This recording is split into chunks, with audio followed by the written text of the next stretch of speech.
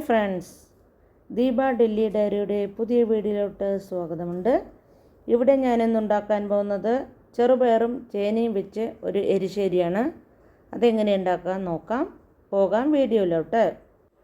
ഒരു കപ്പ് നമുക്ക് ചെറുപയറെടുത്ത് കുക്കറിലിട്ട് നല്ലതുപോലെ കഴുകി വേവിച്ചെടുക്കാം. ഇനി നമുക്ക് ഒരു ചേനയുടെ പകുതി ഭാഗം എടുക്കാം.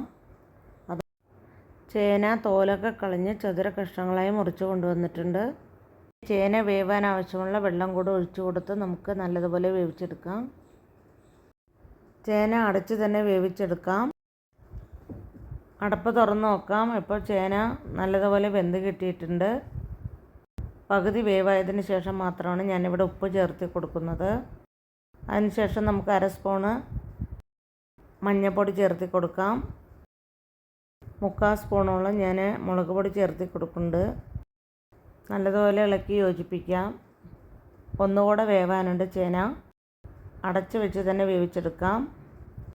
ഇനി നമുക്ക് വേണ്ടത് 1/2 മൂടി തേങ്ങയും അതുപോലെ ജീരകമാണ്. അത് നല്ലതുപോലെ അരച്ചെടുക്കണം. ചേന ഇപ്പോൾ നല്ലതുപോലെ വെന്ത് കിട്ടിയിട്ടുണ്ട്. ഇനി നമുക്ക് വേവിച്ച് വെച്ചിരിക്കുന്ന ചെറുപയർ അതിലോട്ട് ഇട്ട് കൊടുക്കാം. നല്ല കട്ടിയിലാണ് ഇരിക്കുന്നത്. നമുക്ക് ആവശ്യത്തിന് വെള്ളം ഒഴിച്ച് കൊടുക്കാവുന്നതേ ഉള്ളൂ.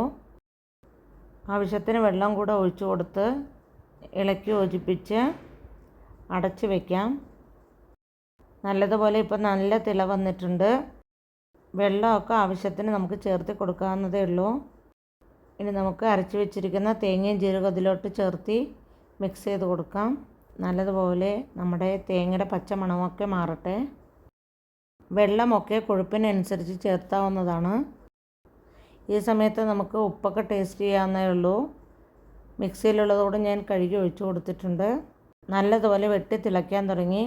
അപ്പോൾ നമ്മുടെ എരിശ്ശേരി റെഡി ആയിട്ടുണ്ട്. ഇനി നമുക്കിതിലോട്ട് വറവിട്ട് കൊടുക്കണം. അതിനായി ഞാനിവിടെ ഒരു ചെറിയൊരു ചീഞ്ചട്ടി വെച്ചിട്ടുണ്ട്. കാഞ്ഞ് വരുമ്പോൾ ഞാൻ അതിലോട്ട് എണ്ണ ഒഴിച്ചു കൊടുത്തു. വെളിച്ചെണ്ണയാണ് ഞാനിവിടെ ഉപയോഗിക്കുന്നത്. അതിനുശേഷം കടുകിട്ട് കൊടുക്കാം. 2-3 വറ്റൽ മുളകും ചേർത്ത് കൊടുക്കാം. കരുവേപ്പിൻ്റെ ഇല ഉണ്ടെങ്കിൽ ചേർത്ത് കൊടുക്കാം. എൻ്റെ കയ്യിലില്ല. നമുക്ക് ഇനി കറിയിലോട്ട് താളിപ്പൊഴിക്കാം. ഇപ്പോൾ നമ്മുടെ എരിശ്ശേരി റെഡിയാണ്.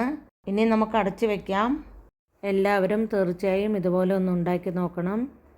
വീഡിയോ ഇഷ്ടമാകുകയാണെങ്കിൽ ചാനൽ സബ് ചെയ്യാനും ഷെയർ ചെയ്യാനും അതുപോലെ ഒരു ലൈക്ക് കൂടെ തരാനും മറക്കരുത് കൂട്ടുകാരെ.